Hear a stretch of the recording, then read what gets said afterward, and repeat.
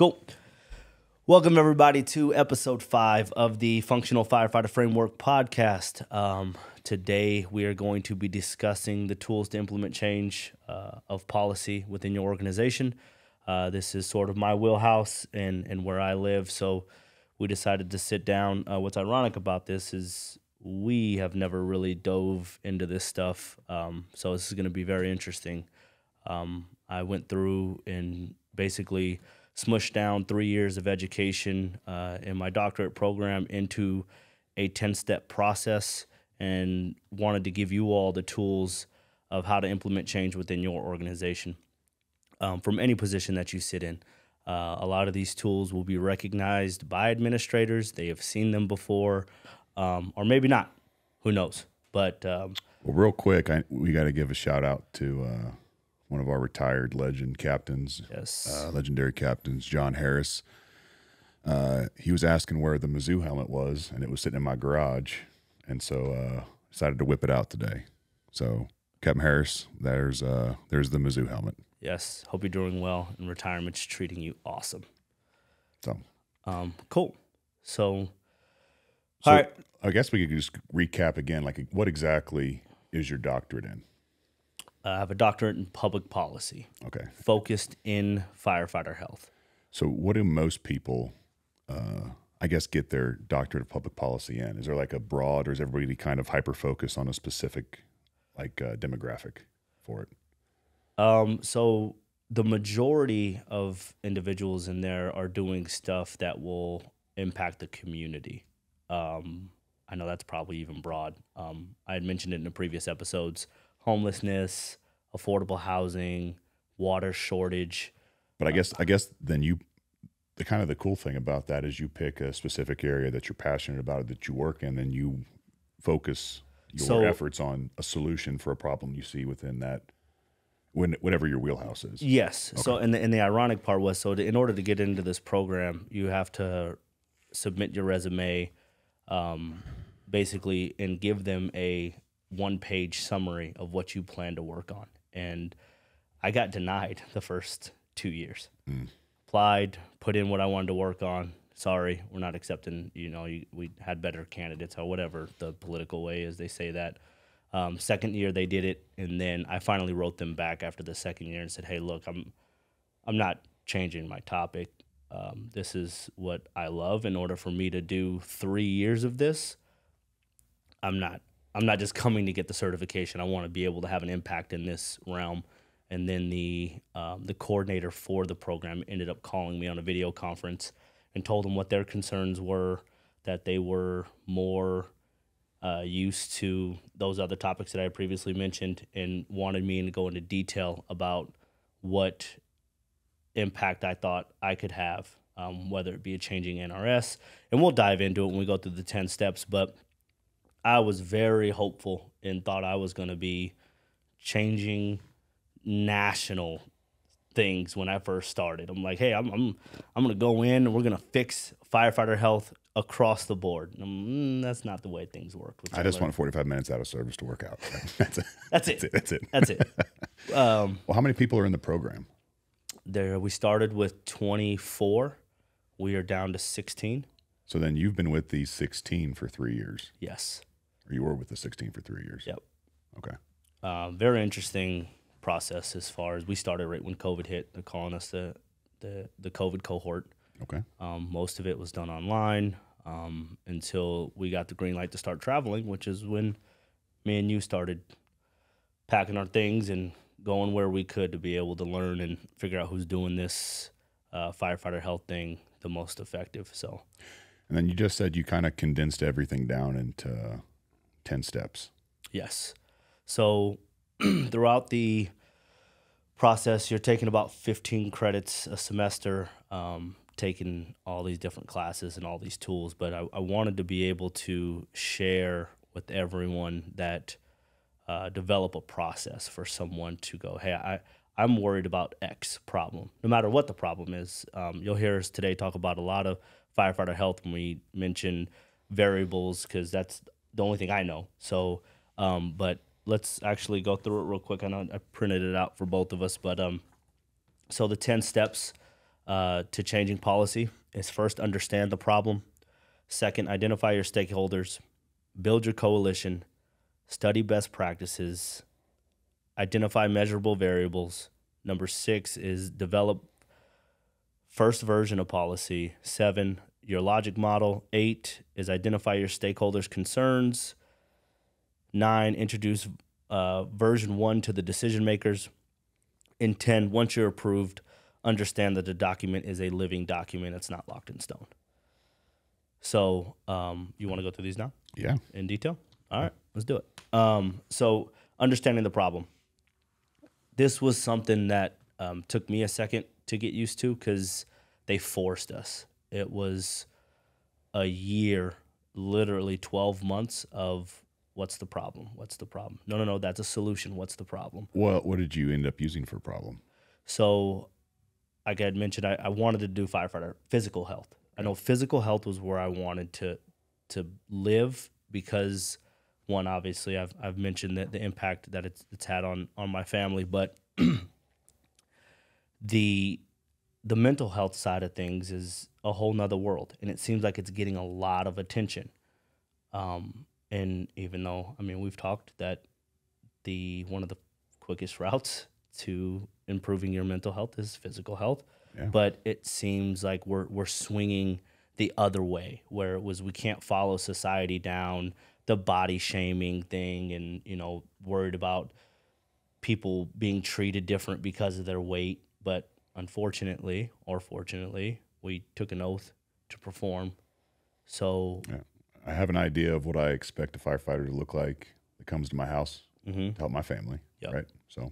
So when it comes to identifying the problem, I went in, I want to fix firefighter health physically. And they went, throughout the whole country? I'm like, yeah. Well, how's that work? I'm like, that's a good question. So you start going down, go to the IFF, go figure out how this works. Oh, okay, there's the WFI, which is the Wellness Fitness Initiative, which was implemented in 2004, had only 5 departments originally, and has grown since then, and they're on volume 4 of the WFI. And once I learned the WFI, the funds that were given to those organizations, what they were focusing on, had realized that was the ins and outs of guidelines of what they were doing as far as annual testing, fit for duty standards, which led me down to NFPA, 1582 and 1583 specifically, which we will have 2 separate episodes on those 2 documents because they're very important. However, I'm not sure about the rest of your all departments, but it feels like those suggestions are sometimes the rules and sometimes they're swept under the rug. NFPA, I feel like, is a matter of convenience sometimes, right? It's convenient to follow this one because we have resources and policy already established to follow that one, right? Yeah. And then sometimes it's not a convenient because we would have to change our perception, operating practices, policies to match ones we don't have in place, right? Yeah. It's a book of suggestions, right? Yeah. The NFPA. So, and when I say focusing on the problem, one of the things I want to get across to you all is that do not let your biases or your perceived notion of the other departments or how they do it guide your research and how you feel. You have to really dive into what is the problem without thinking of your solution, because that's I feel a lot of people fall down that trap is, this is the problem and I know this will fix it. Well, you got to throw that feeling out the way and really dive into the problem, which I'll put up on the screen here, a causal loop diagram, which one of my professors made me do. And it really made you look into what is causing the problem. And for those of you that are listening on Spotify or Apple, I apologize. But if you want to Google one, it's, again, a causal loop diagram. And what it does is show each aspect and what its impact has on on the department. So if you want to start, let's right there where it says number of injuries and health problems. So the more injuries there are, the more amount of sick leave is used, which increases the number of hours on other personnel, which then increases the workload, which increases the level of stress, which then causes more calories to go in, which then makes your average body fat percentage increase. So you can jump to any of these and follow it completely around the diagram. Where's another one? Level of organizational concern about firefighter wellness. And then if there's a physical standard, if we have a physical standard, that's where our members will find the motivation to exercise, which will then increase their level of exercise, which would then burn calories, which would then decrease the average body fat percentage. So you are able to do this causal loop diagram with any problem. So you would write down at its simplest form. I started to focus on average body fat percentage. So she went, okay, great, that's fine. What causes that to go up? And I went, eating too much? She's like, more simple. Okay, calories in. Your calories in are they're higher than they should be. Right. So then you start to look into your ghrelin, which is a chemical within your bloodstream that tells your body it's hungry when it's not. So all the blood work and everything, and then the impact that it has when you're too tired, your ghrelin is up, you're eating more than you should, you're on survival mode, but then there's people calling in sick, so you're getting force hired, so you're working more. So it's this nasty combination. When you get home, you don't have the juice to go to the gym. Yeah. Right? Like that. Or at work, you're just trying to sleep and be a functional member of society. Yeah. So I'm a little bit of a nerd, so I will use the word fun. I don't care. That was fun to do. I mean, you look at it and it gives you anxiety when you first look at it, but it makes sense. Like it's actually kind of neat to follow around the problem, see everything how it affects. And it's neat to see stuff like the physical intensity of our tasks don't have any input, right? It's just the output and the effect that there has, right? Mm-hmm. On problems. So, or the fitness needed for job performance. There's nothing that goes into that, right? Yeah. It's just an output and motivation to exercise. Yeah.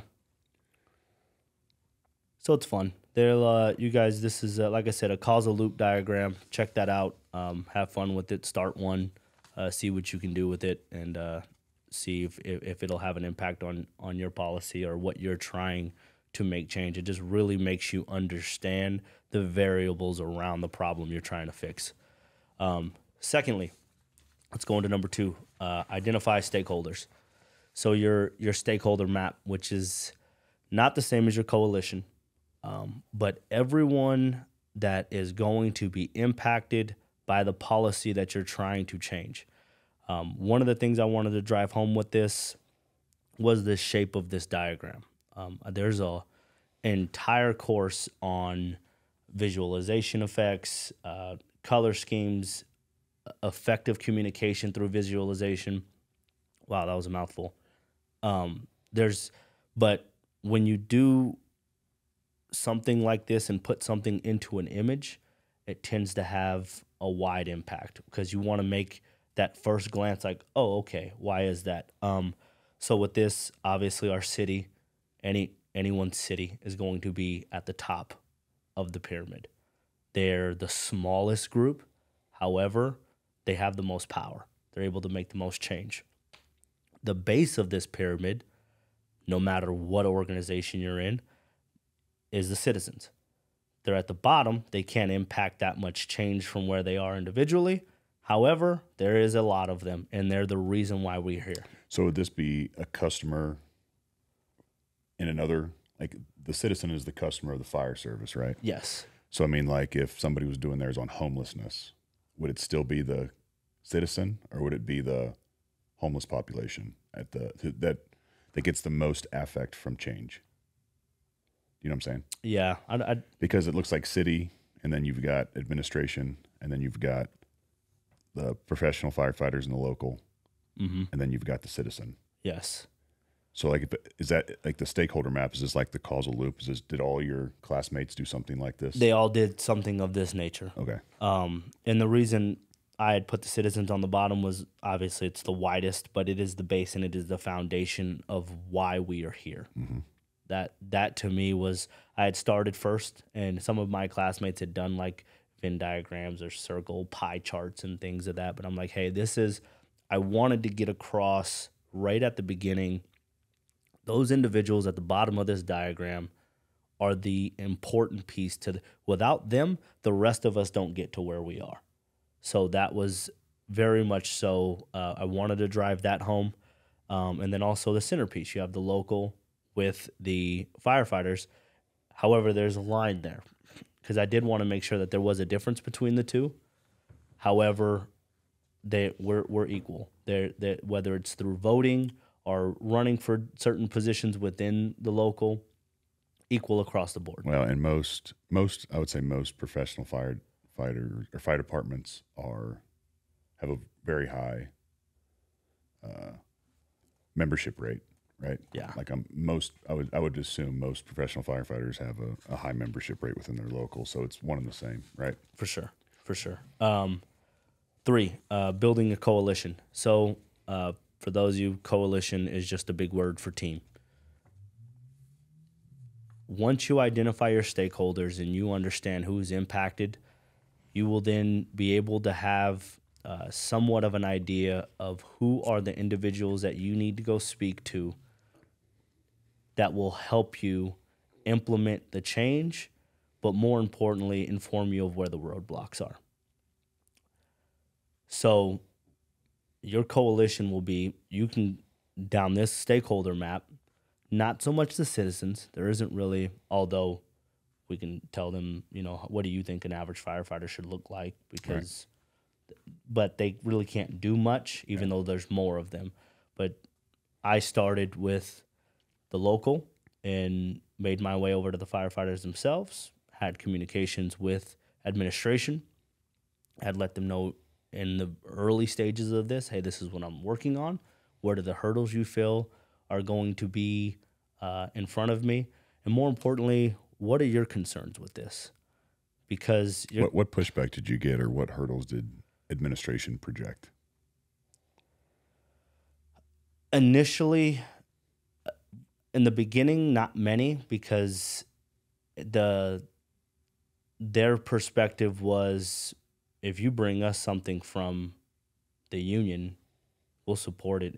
But we're not gonna touch a body fat standard or an annual physical standard. We're gonna follow NRS, and that's it. And NRS is Nevada Revised Statute. Yes. So the revised statutes that are within your state. Yeah. And that's when it starts to feel like a checkbox. And I think early on, as strong as the chain of command is within organizations and rank, I think when I first started, I was a fireman, and I'm talking to a deputy chief going, hey, I'm going to make change. And I'm like, okay. Yeah. You're cute. Sure you are. Go on your way. Which can be frustrating. And I won't say there wasn't really much support. It just was, my only platform was the health and safety committee. Yeah. And sitting in safety, and everybody would go down their list and they'd go, okay, health and safety. And you go, well, we got this, and this. And they go, okay, thanks for coming today. And off you go. And it kind of didn't feel like it had much. Did you feel that those meetings had impact? No. Okay. No, I was in the same one, so yeah. I was like, I started to call them treadmill meetings, where you feel like you go to them.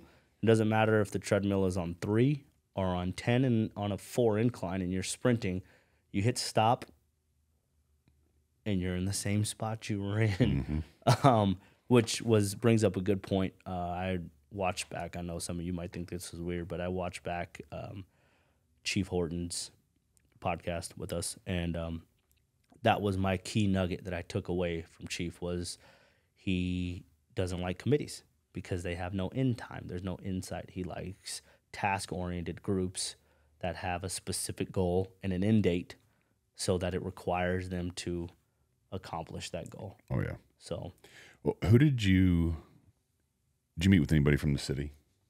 outside of administration? Or did you keep everything to administration, the local, and the firefighters? Yes. Initially, I kept it because I wasn't sure, that, which leads right into the next. When I started to study best practices, it wasn't until we went to Phoenix to visit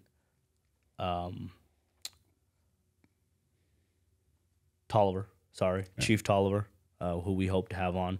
And in the car ride back to the hotel, when Chief Tolliver said, who do we need to talk to? Your city council need to talk to my city council. Let's make it happen. And I'm like, whoa, okay. I didn't think that was, as the little guy, I was hoping to be able to get in, really persuade the administration to go and fight for us, to fight your battle. Because it felt like, from your position and everyone that's watching, I hope what will help is having a champion. And when you have that champion that will that'll fight for you, that has the power. And that'll come from building your coalition. Mm-hmm. You'll go, and some people will say, "Hey, yeah, I'm here for everything." And the coalition for me was strong. I mean, our workers' comp, I got paperwork within, thank you, Crystal, within a day, reports coming back. Insurance, I got reports back within a week usually. Who else? The doc at the clinic got me information, and I had spreadsheets. And a lot of the information that they give you, because they're just pulling queried data, and it's just it's not so much information yet, it's just data. Yeah. So you got to go through and kind of decipher what's important and what's not. But yeah, that was a big part of the coalition side of things. So we did mention step 4, best practices. Best practices, I thought, was going to be a lot trickier because it's intimidating. You look at the numbers on the National Fire Academy site, or they're posted quite a few places of how many fire departments there are, and professional and volunteer, and the thousands. And I'm like, oh my goodness, how am I going to be able to find out who's doing the best at this, or who's willing to help? And I had started with the WFI. Our clinic was based off of Phoenix. That's what we initially started the clinic from, was the Phoenix model. So I made that phone call. And then they go, yeah, come down whenever, blah, blah, blah. Have you talked to so-and-so, Casey Stonebarger in Denver? Yeah, I reach out to Denver, talking to Casey, and Casey goes, hey, man, you're more than willing to come up. Well, you guys can check it out. We'll show you all of our cost justification stuff and our savings, and how we've been able to grow this program. Casey's a physical therapist. Therapist for Denver. For Denver. Yeah. But while you're here, you need to go look at South Metro. Yeah. And West Metro. Because again, those are different. Those are fire authorities. Yeah, they're essentially districts. Yeah. Districts. Yeah, but they're fire authorities, right? Yeah. So different. They play by different rules, but their system was amazing. So what happened was, it took one phone call, and you need to call this person. Oh, you need to call. And before you know it, I had contacts at 15 to 20 major fire departments around the country that were more than willing, that I could ask specific questions to. What are you doing about lower back injuries? What are you doing about rotator cuff injuries? What's happening? Are these auto loads, gurneys, effective? And if it wasn't a text message, they would email me back instantly. So that was awesome. Yeah. So that was studying best practices. Identify measurable variables. So while you're studying best practices, you'll notice that certain departments track different variables. And then you need to go back to your problem to identify the variables that are tracked and consistent. Because it's not necessarily it can't be a one-off problem that you're like, oh my God, this year we had X explode, a 20% increase in this problem. So go back as far as you can or to the date that you're looking at. For us, it happened to be 2015. We made two changes, which I think it was December 7th. It was. The day that shall live in infamy. At 8 a.m., like a light switch. Go. So like that, we changed our schedule and we changed our transport model, which goes back to understanding the problem. I don't have any interest in changing the schedule. And people want to point. There are people still upset about that. And you're like, hey, it's here. We're 6 years into it, almost. Yeah. It's here. And some people love it, some people hate it, but that's not the root of my problem. The transport model, again, not going to change it. And it's not something that it's way out of my wheelhouse. That's not something that I care to address. There's a lot of lovely people, awesome people, Dr. Morgan and those folks, that's what they do. I wanted to fix the physical well-being of our fire department. So then that is why when you start to identify variables, I went directly to the clinic. Give me our annual physical. It's 6 major variables and as far back as we can. And Doc had them all the way back to 2012. And then you start to trend them. Ironically, they are not individual. They go together quite well. That someone's cholesterol is pretty closely tied to their body fat percentage. So I laid everything out, and then what I found was that same graph from 2015 to 2022, I could leave the graph completely alone and switch the title on any of those variables, and they were all correlated and went up. So you mean all the metabolic markers? Yep.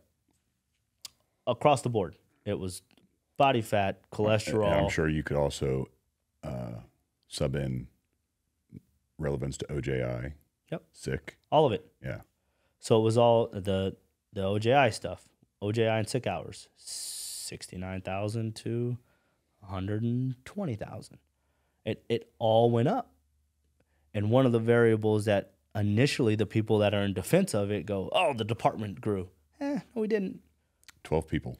That's it. One engine. 12 people. So that's why it's important to identify these variables and really not be biased to what you're searching for. Because if you try to, again, make your fit, your perception and your bias prior to starting, you can make data say whatever you want it to say. Yeah. It is what it is. You can remove whatever variables, you can adjust, you can ignore. Yeah, that's why it's almost hard to initially believe data that you hear, right? Because there's people on the internet that can defend a 100% carnivore diet versus a vegan diet, right? There's science points for both. Yeah. On the internet. So, you know what I'm saying? That's why it's tricky to deliver information too, which I'm sure you've run into, right? Yes. Which I don't know what step that is, but I hope I didn't jump the gun too far. No, next step. Perfect. Develop first version of the policy. So you have your variables, you study best practices, you identified your stakeholders, you've built your coalition, you now develop the first version of your policy, which in order to have a successful policy, you will develop what is called a logic model. You were able to develop this, Google it again, you guys, all this stuff is on the internet. Your logic model will lead you down your theory of change. Your theory of change it's simply broken down into 8 questions, or 8 steps, I should say. And it leads you right down it. I observe that, whatever it is you want to fix, I observe that. How do I know? I think it's because. How do I know? So I plan to, and then after I do what I plan to do, how will I know that what I plan to do was effective, which will result in, and then how will you know? for those of you that are listening probably online, I'll put it up on the thing just like everything else. It is literally a sentence or two in each box, and it takes 2 seconds to fill out. So for this, I observed that firefighters have become more obese over the last 10 years, and it has cost taxpayers an additional estimated $3 million annually in overtime and medical expenses. How do you know? The data provided by blank shows that the average body fat percentage of the department has gone from 18.5% in 2012 to 29% currently. I think it's because there is not a mandatory standard addressing body fat requirements for firefighters. In addition, there has been an increase in workload and lack of resources to combat working conditions that cause unhealthy workforce. How do I know? The average body composition of firefighters increased from 18 to 29%, which is higher than the general public. This has caused an increase in injuries, prolonged recovery time to when those injuries occur, and a decrease in firefighters' ability on emergency scenes. So I plan to implement a policy that requires firefighters to meet a body fat standard every year at their annual physical. I will also construct a network of medical providers to assist firefighters in meeting that composition requirement and add dietary counseling services to the firefighter's insurance policy. So that reminded me, during that coalition building, you'll find holes that you can fix during this whole process. 2 of which was, one, our scale was completely out of date. Mm-hmm. And there was a certain setting that you could set it to that would skew some numbers. 2 was that our insurance didn't cover dietary counseling. And how hard was the insurance to get after? Like, how hard of a process was that? It actually wasn't bad. It wasn't bad. I spoke to our representative from the insurance, basically broke the process down. You write me a letter, or not me, but to the board, describing why, your justification. Essentially, I reached out to other departments in the Valley because the dietary counselor that I reached out to when I was building the network of providers was like, yeah, for sure. We'll prioritize you guys. We'll see you within 72 hours, and we'll take care of you. Called me back within an hour and went, hey, funny story. You guys are the only department in the Valley that we don't accept your insurance. So, and it wasn't a big deal. They run it through the process, and it took all of 3 months in order to get it added. So it's those little holes that you have to be careful for along the way, because at the end of the day, in order for the policy to have effective change, you have to make sure the resources and tools are available. So did I get through this whole thing? So 2 more boxes. 3 more, sorry. How will I know? I know from tracking data produced by the InBody 570, which was the scale that we decided to purchase, which was a result of taking the trip to Denver. Mm-hmm. They have the same scale as well. It was affordable. It wasn't. We would all love to have a DEXA scan. Yeah. Or bod pod. Which maybe's next, right? I hope. Yeah. But for the time being, to have something that is a gold standard product. The military, like that, we went to that conference in August, and that doctor for the Army who does all the, like their physicals. Yeah. Uses the InBody 270. Yeah, because it's more mobile. It's mobile, and it's still. I mean, it's still a good picture. It still delivers everything you need. The only difference, from my understanding, was that the results sheet that you get from the 270 doesn't have as much data as far as location of your water weight. Okay. Water weight, location, trunk measurements, and a few other variables that are provided on the sheet. I haven't done the InBody in a second. Do you get the bilateral? Do you get bilateral weights? Breakdown, yeah. Yeah, okay. Yeah. So last 2 boxes, which I think will result in a healthier fire department that saves taxpayers millions of dollars a year due to a decrease in medical expenses, which will reduce the experience modification rate, which the experience modification rate is what adjusts our insurance premiums, and overtime and backfill will also decrease due to having a healthier workforce. So those are my tracked variables.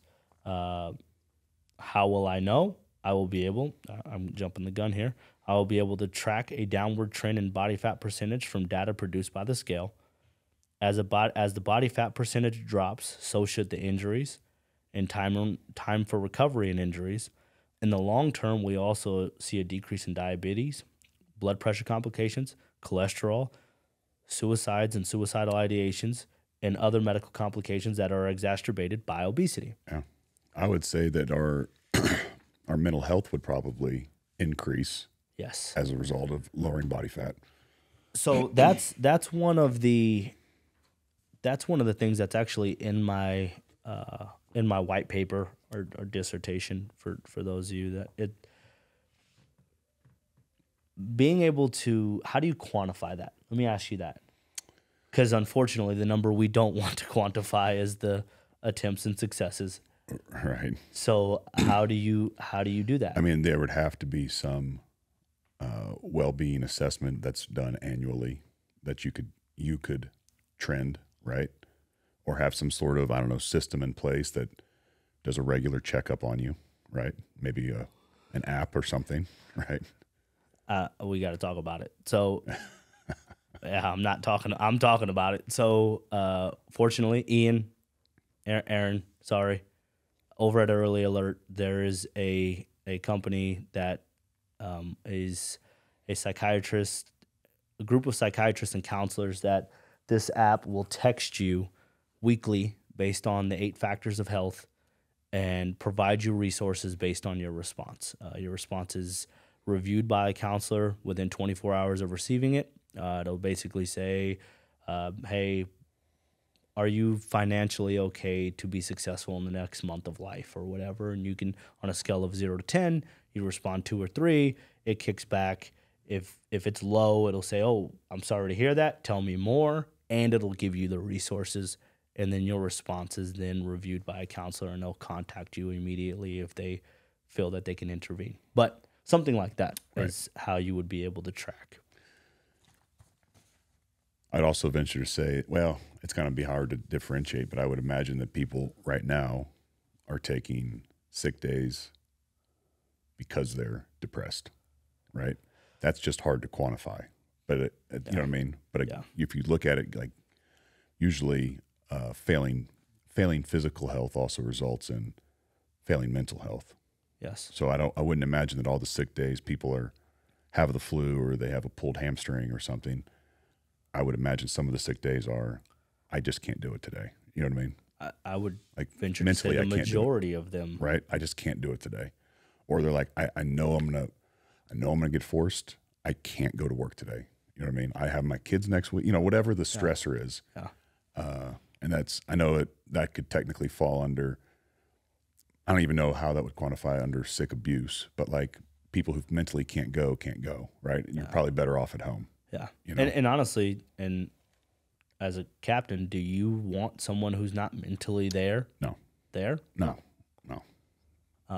So, yeah. So those are the variables. Where are we? Logic model.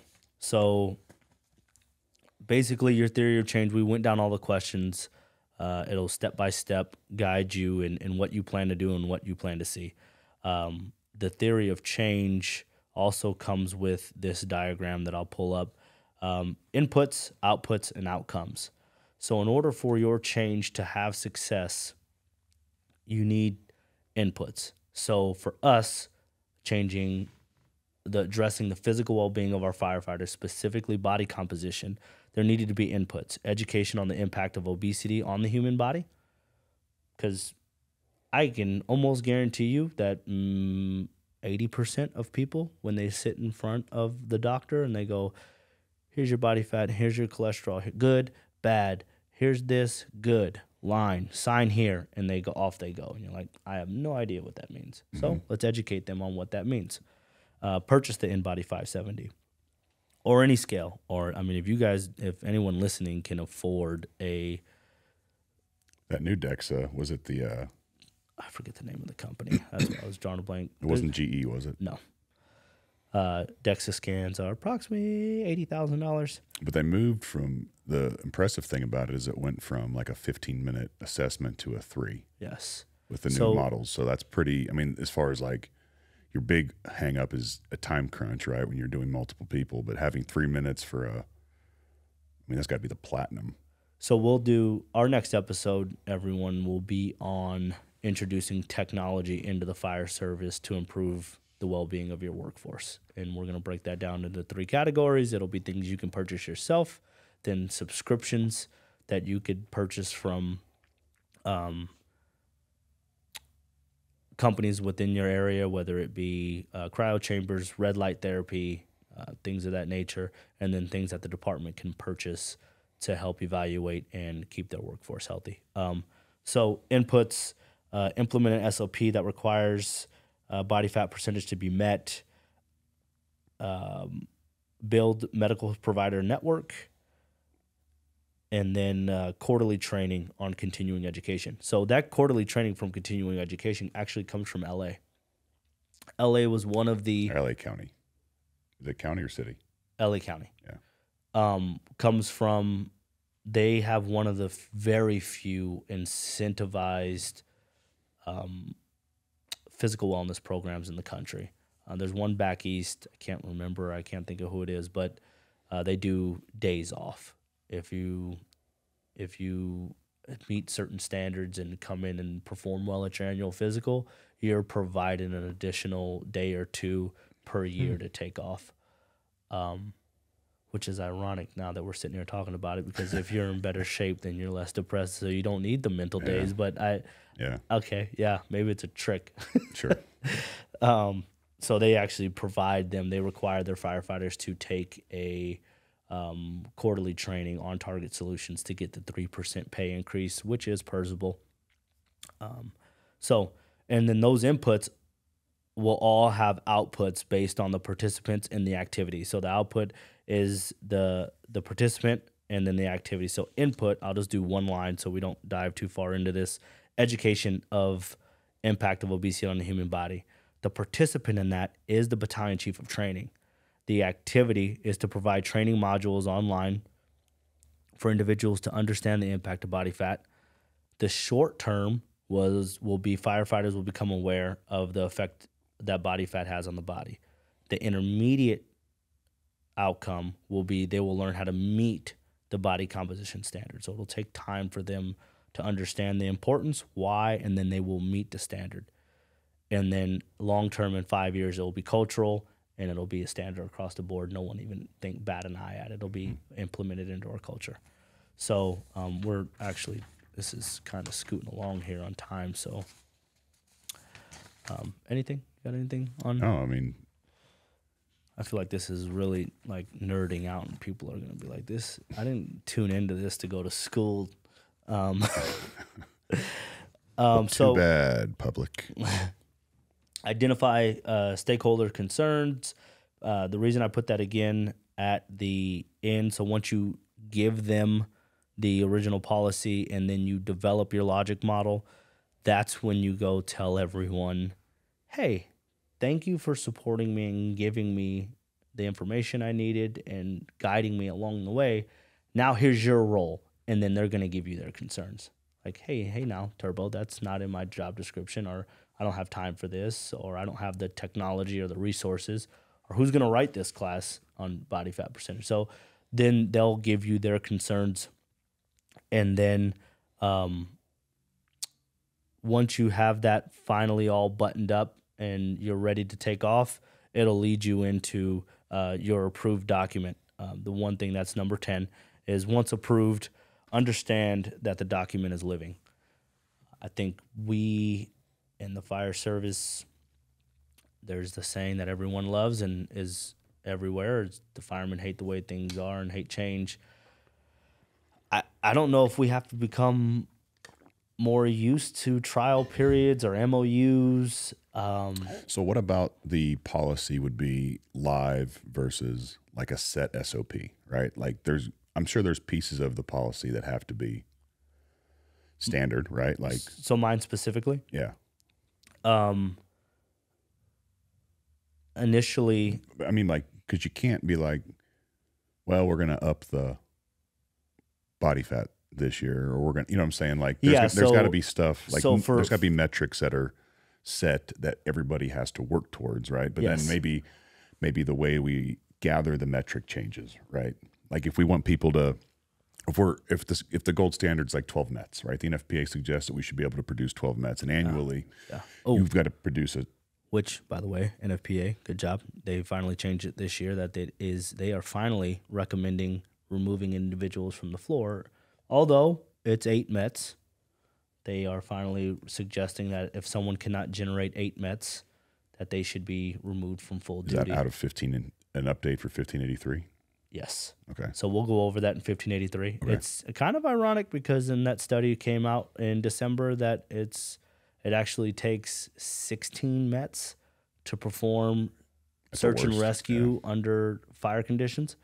But at least NFPA is saying for the first time that person's unhealthy, they cannot be a firefighter. But I'm saying, like, as far as like, hey, we want our folks to be able to produce 12 mets, and we want them to do it annually and show proficiency at it, right? Mm-hmm. Maybe how we gather 8 met or 12 mets changes, or they have an option, right? Maybe at first we're going to do the treadmill test, right? Yes. And then maybe it's like, hey, we've done enough research, we'll offer different options, like getting on an airdyne or a rower or a ski RG. It's like, hey, maybe we can add different options, and that also will give you a view of what people like to do, but it also gives some decision-making capability to the person taking the test because they're doing the same amount of work. And we do it now. I mean, I don't know where. I mean, we have a bike and we have a treadmill, and it's kind of like pick one, which is great. Yeah. It's awesome because I know individuals have knees that don't get along that well. But for myself, I was very excited to get this scale here. It got delivered in last November. Yeah. So it was 12 months of data on the scale while I was still buttoning up the policy, because I don't want to set us up for failure. Mm-mm. And I don't know if it's because my name is on it or it's because I'm actually truly care about this and I want this to work. But that 12 months of data was supposed to be 21 to 22 or 22 to 23. Then from 23 to 24, that 12 months was education. That was supposed to happen. You do an educational deal, do the implementation on the force plates, which we will talk about in the technology episode, and having everyone stand on the scale while understanding the sheet that the in-body gives them. Then in 24, you do the slight launch of rescheduling. You're not mandated, you're not removed from the floor yet. That will be the end goal. We will be where Phoenix is in 2026, 27. But we need to ensure that our clinic can... And when you say removed from the floor, like, can you tell everybody what you mean by that? Like, it's not a punitive... It's not a punitive deal. Punitive it deal. is, we understand that the environment you're in has had a negative impact on your physical well-being. We do not want this to turn into something that impacts your mental well-being, and you have to be able to perform. You are a liability to yourself, your coworkers, and the public. Yeah. Let's rehabilitate you correctly to get you back to a functioning firefighter. So where you would then go to a light duty assignment. And these are conversations we haven't had yet. I mean, the models out there are, especially the departments that use them, seldomly pull people off the floor. Very rare. Very rare. And it's really for their safety and the safety of their crew and the safety of the citizen, right? So, like, very few people deteriorate to a point that goes unchecked through a system, like a culture that you're talking about building around health and wellness. Very few people deteriorate fast enough within a year. Because the way the policy is built with the tiering system, yes, you are able to intervene early. Mm-hmm.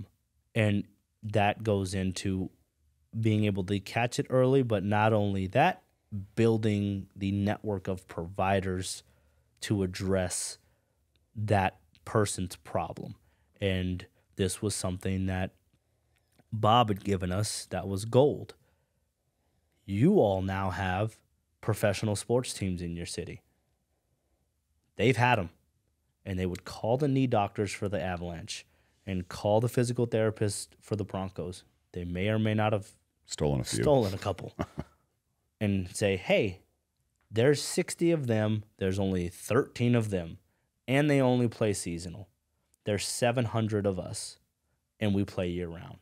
And they go, yep, absolutely. We'll take care of you. So you have a direct line of contact, which is written into when you're building your coalition, you or your support network. You call and say, hey, I need a phone number. I need someone's name. And when they use our name, you have 72 hours to see them. Some doctors may not be able to fulfill that because they're too busy. Yep. But they need to be able to be seen within 72 hours, and they have to accept our insurance and our workers' comp.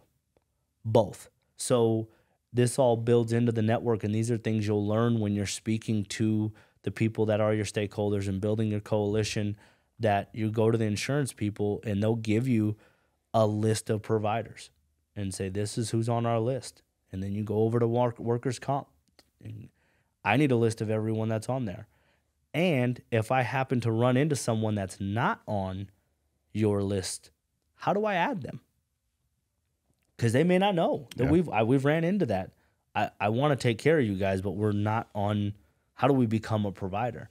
So these are all things that you'll learn through this 10-step process that I think are important. Of course, this is going to need some fine tuning. I just wanted to be able to take 3 years of education, formal education, and break it down to some tools and a process that no matter what seat you sit in, you can build a causal loop diagram, you can build a coalition, you can go out and look at your stakeholders and understand your revised statutes in your state. You can look up the WFI, all this stuff's accessible on the internet. NFPA is free. You can log on, and I get emails for specific NFPAs. Anytime they adjust NFPA 1582 or 83, I get an email, and it'll tell me what they've changed, what notes they've made. So these are just the tools that I feel will help you all moving forward to address some change that you want to make within your organization. Cool? Yeah. You want to do our clip? Yeah, let's do a little clip. The human brain cannot comprehend the negative. Don't think of an elephant. You can't tell the human brain not to do something. Skiers know this. Have you ever seen skiers go through trees? If you go through trees on skis and you go, don't hit a tree, don't hit a tree, don't hit a tree, guess what you're watching? You're only looking at trees, as opposed to follow the snow, follow the path, follow the path. The only thing you see is the path. It's the same thing for you. If you focus on the obstacles, all you will see is obstacles. It's your choice how you choose to perceive your own career. It's literally perspective.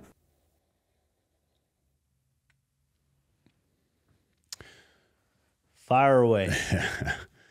That's actually called, I think it's Wegner's ironic process of mental control. And so that's what happens when you mess up, right? Or like you tell yourself, don't hit a tree, or anything. Like you start to choke and you're giving a speech and you're like, all right, stop choking, stop choking, stop choking. Your brain gets stuck in this like vicious choking cycle, right? So like when something happens, you hyper focus on it because you're telling yourself not to focus on it. You know what I'm saying? So you're filling your mind with like, don't hit a tree. So all you're doing is don't hit a tree. And so you just keep saying tree, tree, tree, right? What's it called again? It's Wegner's ironic process of mental control. Why do you know that? I don't know. But there's things you can do. So like it, and this is kind of off tangent, but like with the ironic process of control, what you hopefully train with your people is to like stop that negative thought process, like with self-talk or trigger words, right? Like when Michael Jordan misses a free throw, right? Or Serena Williams has a bad serve and the game's on the line or the match is on the line, she refocuses her energy and doesn't think, I just don't botch this serve, don't miss this free throw, right? Like they think they then say a positive, affirming statement in their head, and then they go into like forward and backward chaining. And forward and backward chaining is learning every little step that you do to be successful at your skill or craft, right? So instead of Michael Jordan thinking, don't miss a free throw, he's like, I'm gonna dribble 2 times. I'm gonna have my hands placed appropriately. I'm gonna dribble 2 more times, get my hands placed where I like, get a good bend, get a good shot, extend the wrist at the end. He thinks of the entire process he needs to perform to complete the skill. Are we gonna cover this in your positive psychology episode? Can we? Sure. I'm just saying like that's what's relevant to this, right? Is because the reason why I chose this for today was that you are going to get discouraged when you're attempting to make change. You're going to run into processes and, unfortunately, people. And it very early on, I was bright-eyed and bushy-tailed and was like, yes, I'm on the committees, I'm doing stuff with the union, and the union was very supportive, and they have been. They, well, you guys can go to this conference, or we're going to Redmond, and it just felt like more of my energy was being focused towards the persons that were the roadblock. And I couldn't help it. I just was like, how can I didn't want to go around the tree. I wanted to go through the tree. Yeah. Sometimes you got to go through the tree. But no, but seriously, what after the first time we got shot down, right, with the presentation, like we complained a little bit, and then it was like, what did we do wrong, right? Yeah. Let's go back to see, like, maybe it was something in the presentation that didn't get across. Maybe we missed something, right? So like you forward and backward chained through the process, even after we just identified what the roadblock was. Yeah. And then we perseverated on a little bit, but then we went backward. We're like, okay, let's go back and forward. Let's see what we missed. What did we do? It had to have been, maybe it was us, right? So the forward and backward chaining is self-reflection. It's self-reflection on something big, but like forward and backward chaining can be like, and I teach recruits this and probationary firefighters, it's like, know every aspect of your skill set to the, like if you had a 2-year-old asking, and then,